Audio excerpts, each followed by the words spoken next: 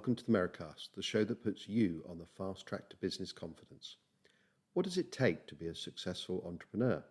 This week's guest adds great value in answering this. He's the fantastic Adam Stott, entrepreneur, business coach, keynote speaker, host of the Big Business Show on YouTube, and founder of the hugely successful company Big Business Events. Now, Adam's been running businesses for about a dozen years now. He's had a finance company, he's had a large automotive business, and he's probably best known for pioneering the use of social media in that industry. One of the first to use and then really create a lot of sales and growth through that channel. For the past 7 years, he's been training, coaching, and helping other business owners to grow their businesses. Well, Adam's very successful now, but as he told me, he's had to learn the hard way. When I started my first ever business, in 2008. And in starting that first business, I jumped in both feet very naively, thinking that I knew everything there was to know and I'll be absolutely fine. Very, very quickly, I realized that actually, in order to run a business, you don't need singular skill sets. You need skill sets in lots of different areas. And I spent the first 5 years, I would say, actually learning how to run a business whilst running a business. And for a lot of the time, I had a lot of different ups and downs. The reason that I got into automotive initially, well, the first business I started was a finance business. We were lending finance companies monies out for the purchase of assets. And that really then led me into a lot of finance for cars. And we moved into the cars and automotive world. That's how I got into it. And I'd previously been working at Sytner BMW. I've been working at Ford Motor Company. So I knew the car industry pretty well. I enjoyed it. And I just kind of hit that glass ceiling of growth where I was working for other people, working for other companies. And throughout that time, I just feel like I couldn't grow anymore. And I felt a bit stuck in my career. And in order for me to really keep growing and keep building myself and keep achieving more, the next natural step for me was to go and start my own business. And that's exactly what I did. And when I started, I was good at a couple of things. I was good at helping clients. I was good at working with clients. I was good at sales. But I realized very, very quickly at that point that there were a number of skill sets that were missing.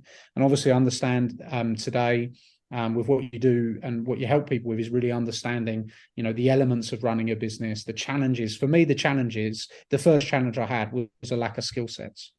Was there a particular moment where you thought, hang on, I thought I had what it took, but actually I've got those two skills, but this third, fourth and fifth skill I haven't got? Was there a particular moment where things didn't go quite according to plan at all? Yeah, I think in the early days, really right in the beginning, the first thing that made me feel, I haven't quite got this all figured out, was actually dealing with the numbers. That was the first thing, numbers and finance. When I started getting VAT bills, PAYE, national insurance, and thinking, hang on, and I know it sounds really naive, and obviously it is really naive, but a lot of people just don't realize the numbers are very, very important in business. Yeah. And just felt like I was working hard, but not really getting anywhere. So the numbers were my kind of first reality check. And even actually the second reality check I had was marketing. I now train business owners. I explain really there's 6 critical areas of a business in order to grow it. The first critical area is you as an individual. You as the business owner, your business is going to grow in direct proportion to the amount you grow as an individual. And I felt like my mindset, my attitude to risk, my decision making was okay. So I kind of had the right mindset to go and build the business in the first place. So I had one critical aspect. The second critical aspect is marketing. In order for you to grow your business, people got to know who you are, right? Mm-hmm. And the reality is I knew nothing about marketing. So that was kind of my first wake-up call. I was like, hey, how do I actually get my message out there? And I think that's the wake-up call that most people have when they start a business. All right. How do I actually go and get my message to the right market? How do I get my message to the clients? That was my first struggle. Mm-hmm. Once I figured that out, my next struggle was, how do we make these numbers work? Mm. That was probably in reverse. Marketing first, numbers second. They were kind of the two of the critical factors that I actually struggled with initially. So we've got 3 of those so far. Just to finish off the thing, what's 4, 5, and 6 then? What the of those? Okay. So really the 6 critical factors of running and growing a business. 1 is you. 2 is marketing. You've got to get yourself out there. You've got to get your message to the market. Then it's sales. Doesn't matter how much you get your message to the market. If you can't convert those inquiries into sales, you're going to struggle. Yeah. The next is business strategy. You Yeah. have to have a business strategy that produces profit and allows you to grow your business. The next is knowing your numbers, understanding your numbers. And the final one is branding, building a brand where you attract clients rather than chase them. Okay. And once you've got those 6 critical elements right, and you cut the business up. So where I work with people now is I'll take those 6 elements, I'll cut them into pieces and show people in a very step-by-step way, how can you get your marketing right? How can you get your sales right? How can you get your business strategy right? How do you get your numbers right? How do you get your branding right? And how do you manage yourself? Right. And if you can get those aspects right, then it really saves your learning curve. And for me, the reason that I understand that is I had that learning curve. I went out and started a business not knowing how to market it. I went out, started a business, not having the right business strategy. I went out, started my first business, didn't know the numbers.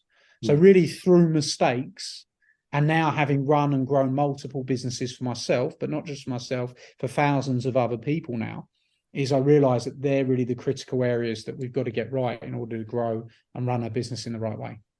Do you think for you personally, you had to make the mistakes in order to learn? Or had someone given you a manual, with the 6 points in there at the front, you would have gone, aha, yes, I need that. Did you as an individual sort of kind of need to try it and fail in order to succeed later? It's just a really good question. What happened with me is I went round every time I encountered a challenge, like, okay, Adam, don't know how to get any clients because I don't know how to market my business. I went and studied marketing. It's like, right, I've got to figure this out. I've got to figure out how to get new clients for my business. I've got to figure out how to get my message out. I've got to figure out how to get my message across in a way that influences, persuades people, and people want to do business with us. So I went out and I studied that first. That was the first thing I studied in order to try and grow, because I just didn't understand how to do it. So really for me, that was the first thing. Then later on, I had a good mentor that taught me the numbers, and I learned the numbers properly later on. But if somebody would have laid that out in front of me at the beginning and said, right, are you in the right place? Do you understand how to run a business? Do you understand the risk elements? Do you understand the decision making? Have you got the mindset for the challenges, the ups and downs? And I would have been like, great, yeah, I feel like I'm okay there. And I said, do you know how to get your product out to market? And somebody would have walked me through it. I would have just succeeded so much faster. Yeah. So much faster. Now, don't get me wrong, you'll still always fail. You'll still have mini failures. But if you have an overall roadmap, it makes things a lot easier, because you're going to try marketing and you're going to market your business in certain ways, and it's not always going to work. Yeah. That's very, very clear. So you're still going to fail. There's no elimination of failure. And I think that's the bottom part, which is mastering you. You need to accept that. You need to realize that there are things you are going to do that are not going to work. And you're going to do it again and again and again and again and again. And it's going to be a challenge again and again and again and again and again.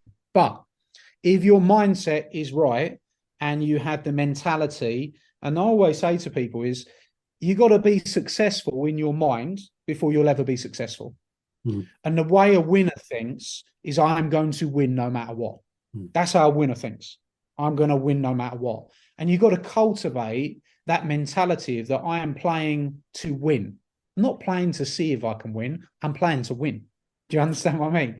So I think that that's the first thing. And knowing that the challenges are going to be there, no problem. But your mentality is what keeps you burning through the challenges. Adam, has that always been with you then? Was that something that was started very, very early for you? I think that it's not something that's evident in every entrepreneur. There's no doubt. I'm a very competitive person, always have been a competitive person.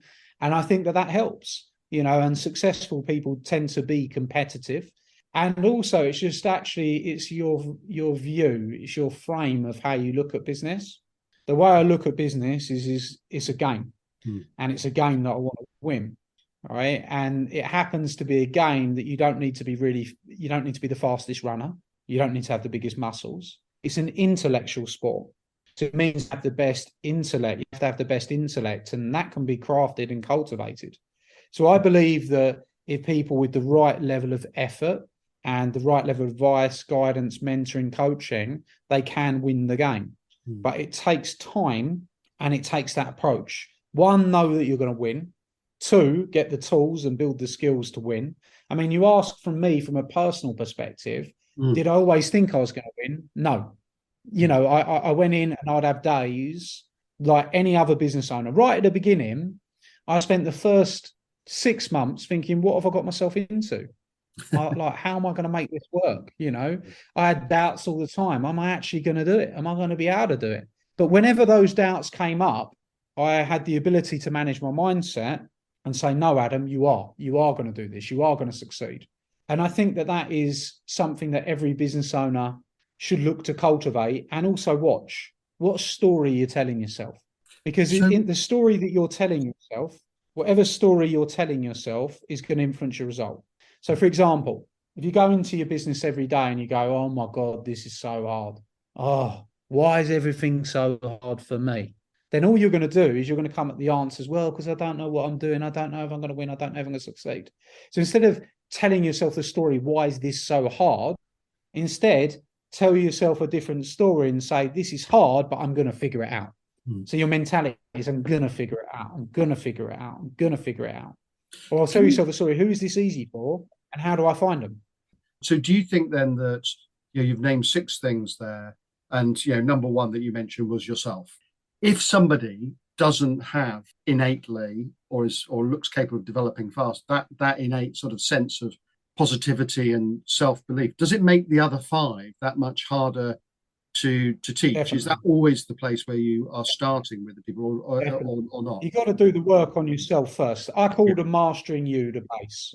That is the base of the other pillars. So if you've got 5 pillars and they're marketing, sales, business strategy, finance, and branding, the base of it is you as an individual.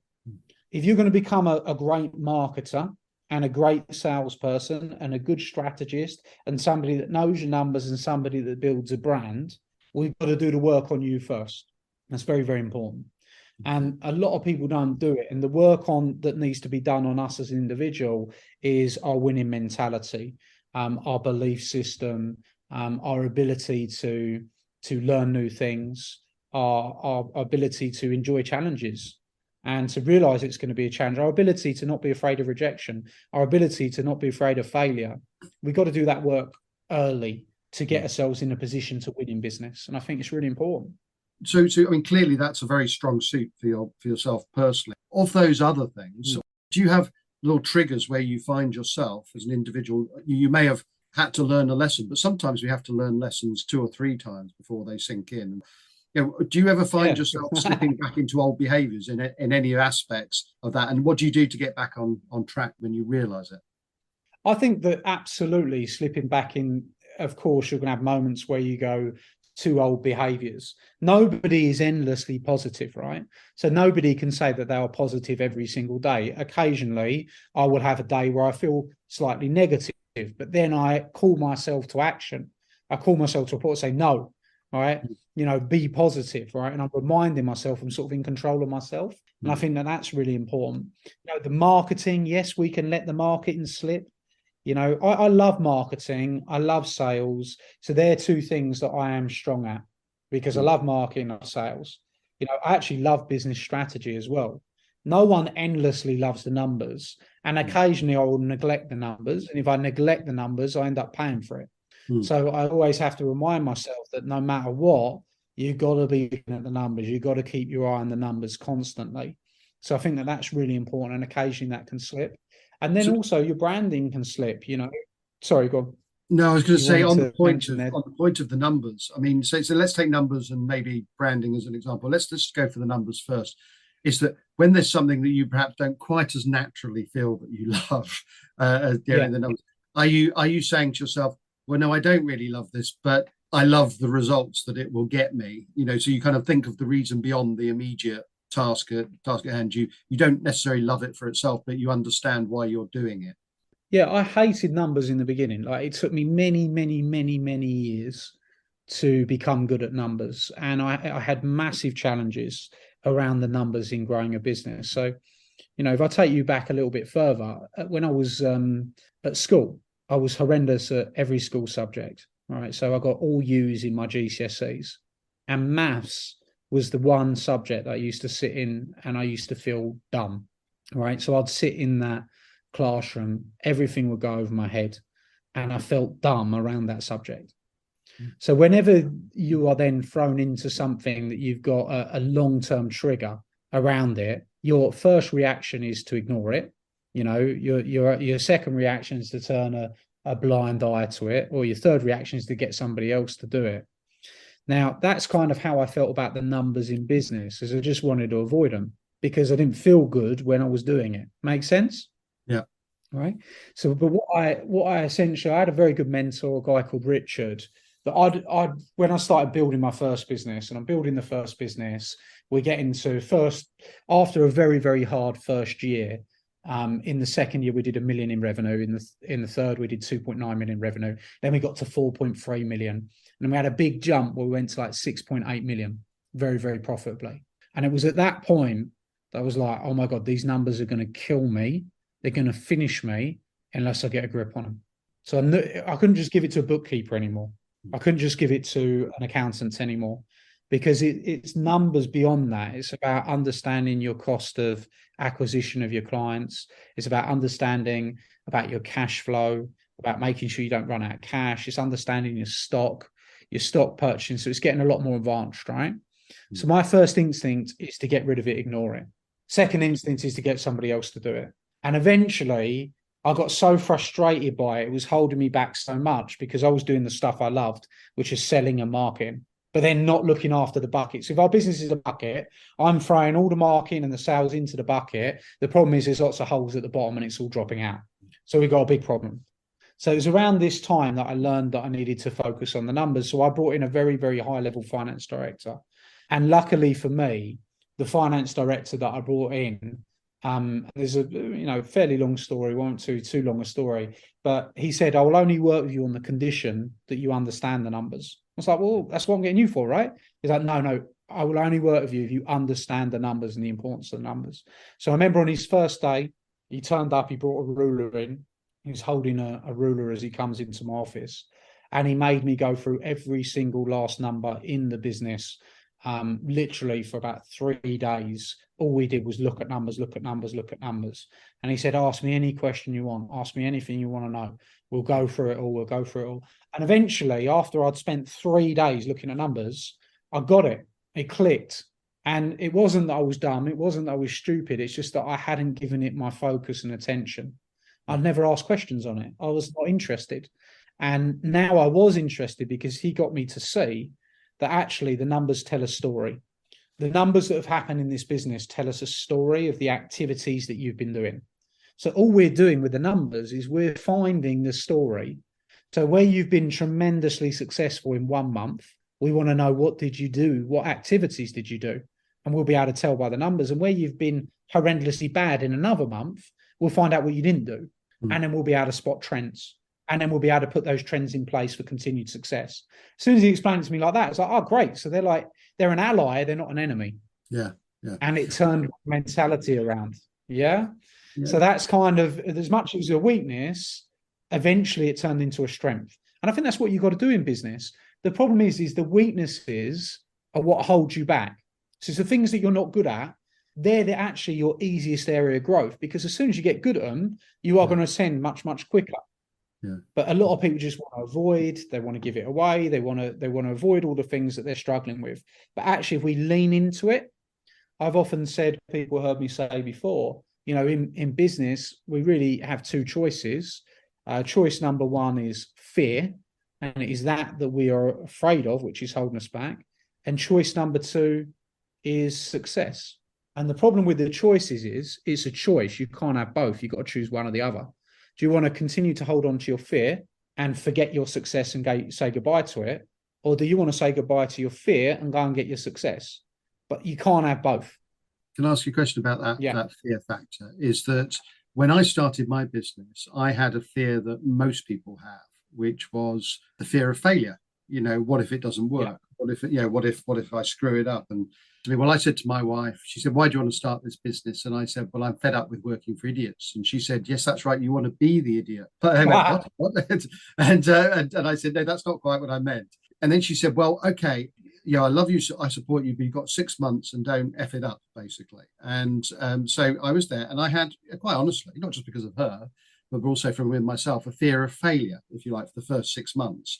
And I realized after 6 months that actually everything was fine, and that I was generating, the business, and I was doing fine. And so on. And then I think I had a longer struggle with another kind of fear, which I think not sure. I'm just wondering where you place it in your sort of, fear and success things. I almost had a fear of success, if you like, that I started to worry about if this goes really well and then we're really stretched, and then what do I do? Do I take somebody on? And the problems actually became quite multi-dimensional. Fear of failure is quite simple. You're just worried about screwing it up. Fear of success has just got lots more sort of variables in it. I just wondered if you've got a thought on that. Yeah, absolutely. I think that where I've been able to not have that problem with fear of success is because I always get coaching. So what I do is I find people that are performing at a higher level than me. So when I was doing 1 million a year, I'm getting coaching off people doing 3 or 4. When I'm doing 10 million a year, I'm getting coaching off people doing 30, 40. When I'm doing 40 million a year, I'm getting coaching off people who do 100 million a year. I think what it is the fear of success is actually just a control thing. So it's like, actually, I don't want to be out of control. Yeah. I don't want to make a mistake where this is all taken away from me. And all of a sudden, and also I don't want to miss the opportunity to drive it higher. Now, what it is that is essentially you've got 2 choices, right? The business either outgrows you and then you become out of control, or you keep growing so the business can't outgrow you. Yeah. And that's the mentality that I have. So if you keep growing, then you will keep becoming more successful, especially if you get advice off people that have already done what you want to do. So I think that really is the key for me. And I've always done that. I've always had coaches. I've always gone and found coaches that are really successful. I've always worked with people playing at a higher level. And that has allowed me to keep growing.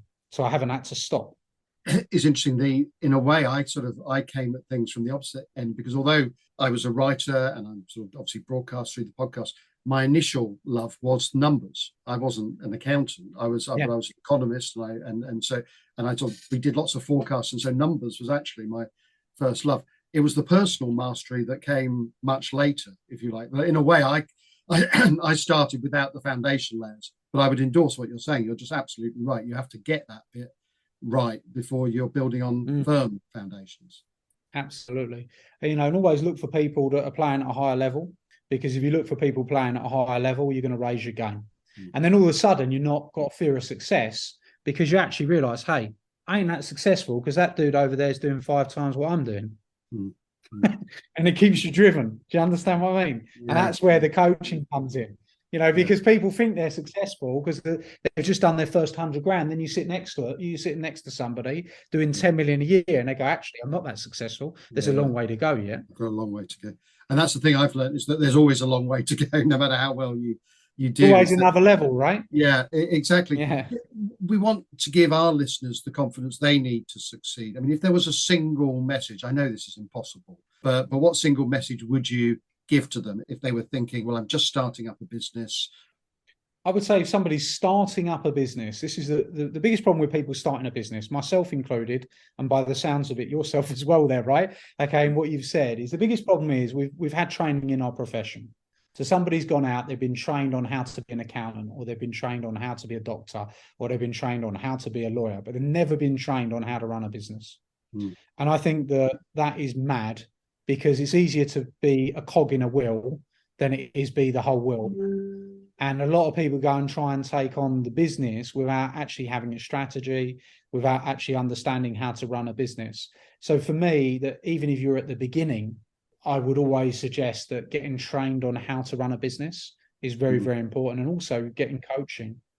Coaching has been invaluable for me, because out of everything that I've been able to do, the next level has always come from me spending time with other successful people and getting coached and getting mentored by them. It's made the world of difference. And like yourself, I've interviewed hundreds and hundreds of people on my podcast, Business Growth Secrets, and like literally all of them say the same thing. They've all had mentors. They've all had coaches that have helped them get to the next level. And also, I would also say, depending on somebody's level of ambition, right? Because the first business I set up, I just went out with a mentality that I want to create an empire, and that was my first thing to do. But actually, there's a lot of people that get into business because actually they want to get some more time back in their life, or they don't want to have to report to somebody. So you have to know the difference in the way that you set up a business, whether you're going out to build an empire or whether you're building a lifestyle business, and how you want it to look. So I think you've got to get very, very clear on what success actually looks like to you. And then you've got to find people that are achieving that success, and you've got to go and get the shortcuts. Yeah. That's the advice that I would give. Brilliant. Thank you so much. And now, what are you up to right now? Is there any particular initiative or project that you're working on at the moment you want to promote to our listeners, or that's something that you're just generally excited about? I would just say, obviously, we have events running all the time. We're doing lots of different things. We're training thousands of business owners. Probably the same as you is that I actually love the podcast at the moment. My podcast, Business Growth Secrets, I've got great people on as well. I think podcasts are a great resource for learning. I think it's a great way to go and find out and discover new ways. I think it's a great education center. So I think my podcast, Business Growth Secrets, says if they're podcast listeners and they want another supplementary thing to listen to, that could be a great one for them too. Alternatively, you can go and check me out at adamstott.com. There's lots of free resources and training resources there that we give away to people as well. So if you're a business owner looking to get started, maybe go over to adamstott.com and get some free resources. I think there's a £2,000 worth of free coaching on there as well. Adam, it's been an absolute pleasure to talk to you today. Thank you. And I'm sure our listeners will really pick up so much from what you've said. So Adam Stott, thank you ever so much. Yeah, and thanks for having us on. It's been brilliant, Trevor. Thank you very much. Well, let's think about some of the outstanding points that Adam made during that half-hour interview. It's gold dust. I mean, he discussed the importance of knowing your numbers, developing a winning mentality, and why you should always be learning from people better than you. And he's learned all of this, like the rest of us, from making lots of mistakes. But the big difference with Adam is that he's learned from them, and that's what, for me, makes him stand out. Thank you so much, Adam, for your time. And thank you for tuning in. If you enjoyed today's episode, we'd love for you to subscribe, rate and review through your usual podcast provider. And if you want to find out more about the Merri-Cast or our business Merrible Media, you can find us on LinkedIn or email me at trevor.meriden@merriblemedia.co.uk. Don't forget to join us for our next episode. But until then, thanks for listening.